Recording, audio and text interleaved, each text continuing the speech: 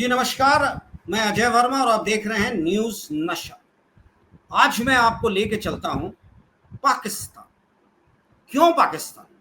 क्योंकि हमारे ज़हन में, हमारे दिमाग में जो बातें आती रहती हैं पहलगांव 22 अप्रैल के बाद कि हमारी सरकार क्या करने जा रही है। यूएनएससी की मीटिंग में भी पाकिस्तान की पूरी कोशिश थी कि भारत को टेरर ग्रुप के तौर पे खड़ा किया जाए।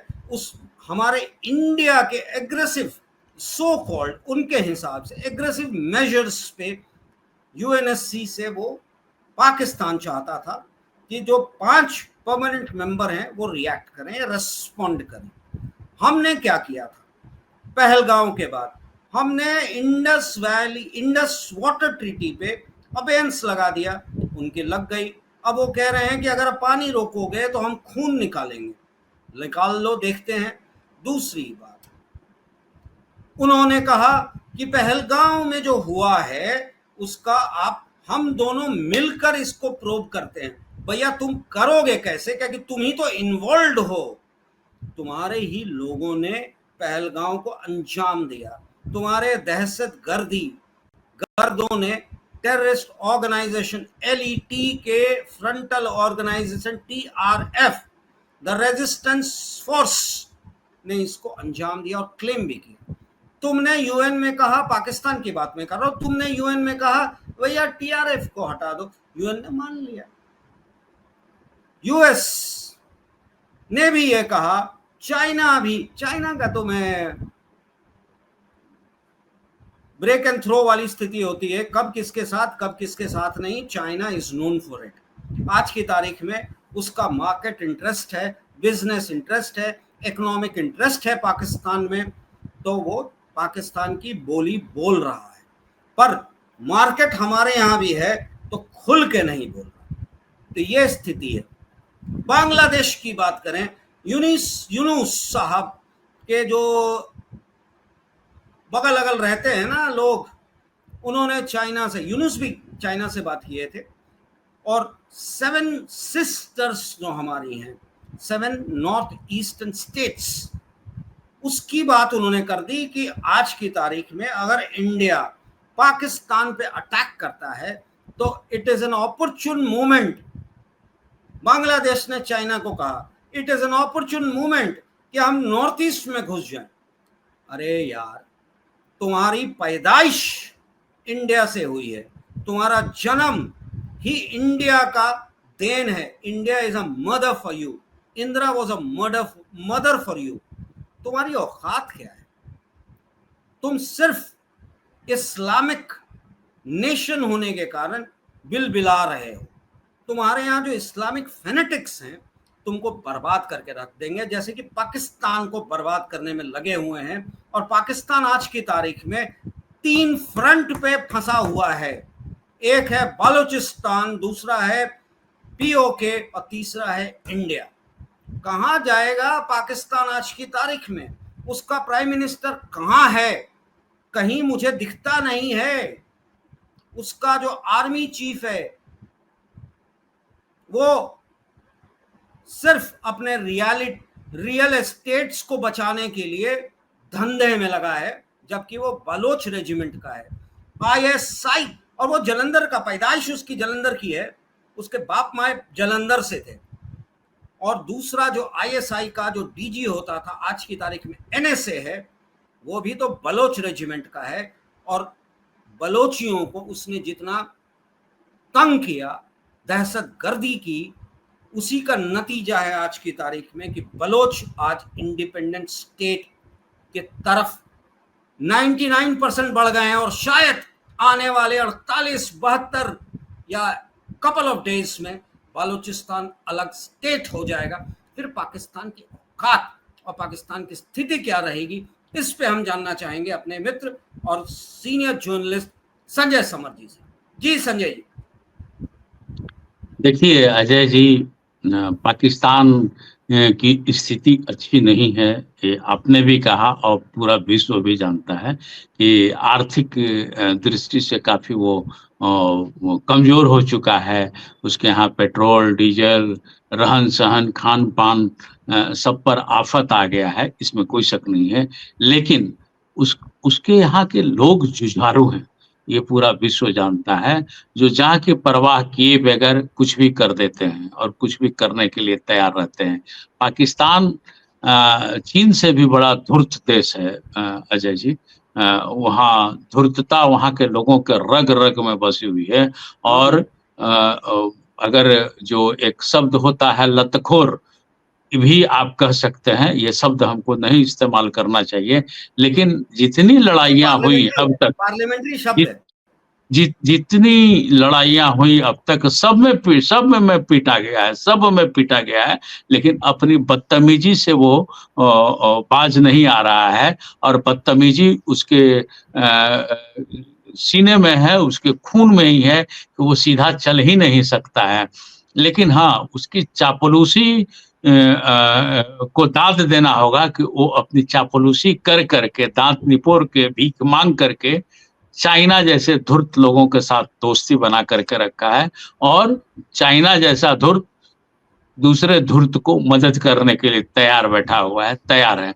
तो वो सोचता है कि चाइना हमको मदद कर रहा है, लेकिन हकीकत ये है कि चाइना धीरे-धीरे, बाज चिड़िया है ना, धीरे-धीरे या अजगर देखा है आपने, धीरे-धीरे, धीरे-धीरे वो पकड़ लेता है और पकड़ के दबाव बना करके जान ले लेता है। तो अगर भारत से उसकी युद्ध हो जा रही है तो अच्छी बात है और अगर युद्ध नहीं भी होती है तो जिस तरह से चाइना उसको पकड़ लिया है, अजगर की तरह पकड़ लिया है, धीरे-धीरे, धीरे-धीरे उनके सारे खून को निकाल के निगल लेगा, इसमें कोई शक नहीं है।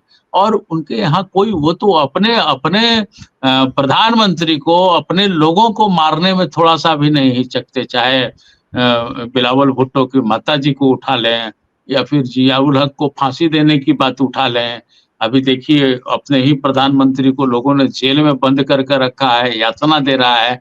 मोह और अंतरात्मा पाकिस्तानियों के पास नहीं है, जो कि हिंदुस्तानियों के पास मोह है, ममता है, प्यार है, स्नेह है।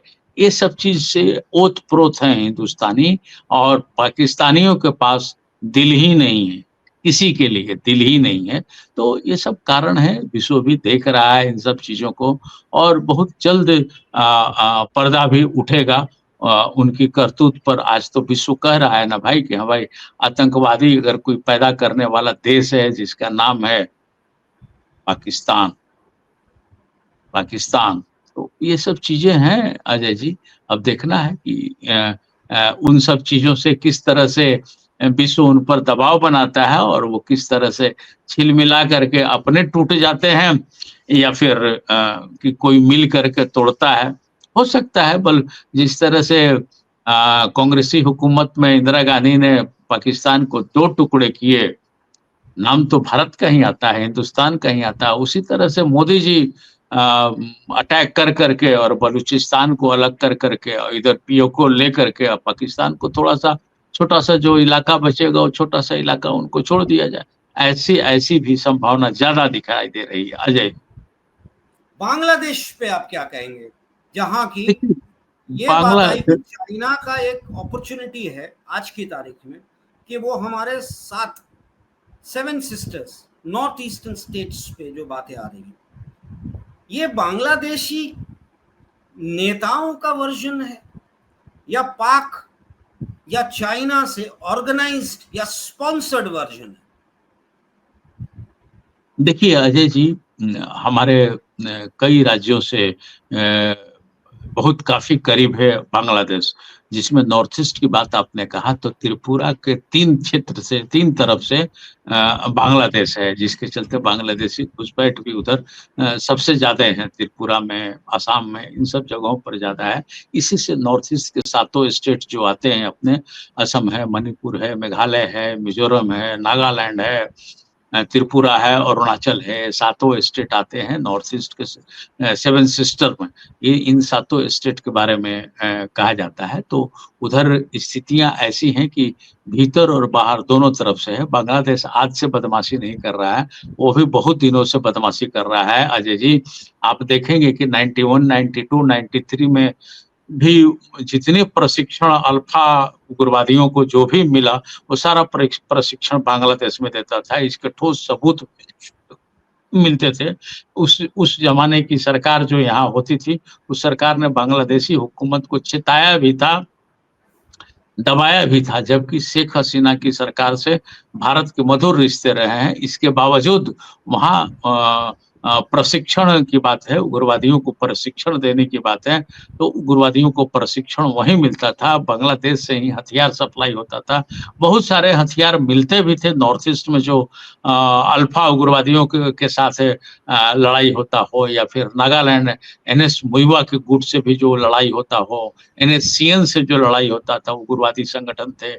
या फिर मिजोरम की बात आप करें तो लालडेंगा का जो आंदोलन हुआ करता था, उस लालडेंगा के आंदोलन में भी हथियार बांग्लादेश से ही आते थे।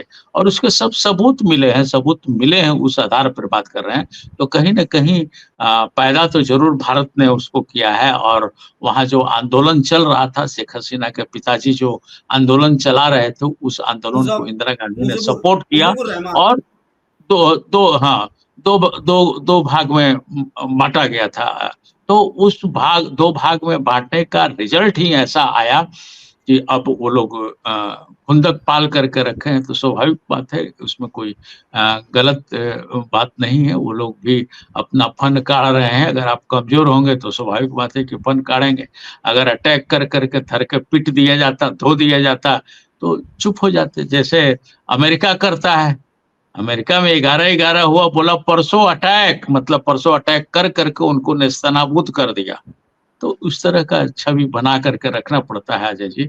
गांव में भी जो दबंग होते हैं उनसे कोई नहीं टकराता है, इसलिए कि कभी पीट पाट कर देवे। तो वो छवि बनाने की स्थिति भारत की अब आ गई है। भारत अब 1947 का भारत नहीं रहा कि जो मन में आए सो आंख दिखा दे। 1947 के बाद के भारत को आप देखेंगे तो 1962 में भी जंग लड़ाई थी। भले हमारे सैनिकों के पास 315 था, उस जमाने के ऑटोमेटिक हथियार से भी उन लोगों ने पंगा लिया था। और हमारे पास 303 का ही राइफल हुआ करता था। तो आज के दिन में तो हमारे पास एक से एक हथियार है अजय जी। अरबों खरबों रुपया खर्च किया गया है हथियार पर। तो वो हथियार बस खाली शो के लिए नहीं खड़े गए हैं, उसको उपयोग होना चाहिए। और हमें लगता है कि कुछ करेंगे मोदी जी।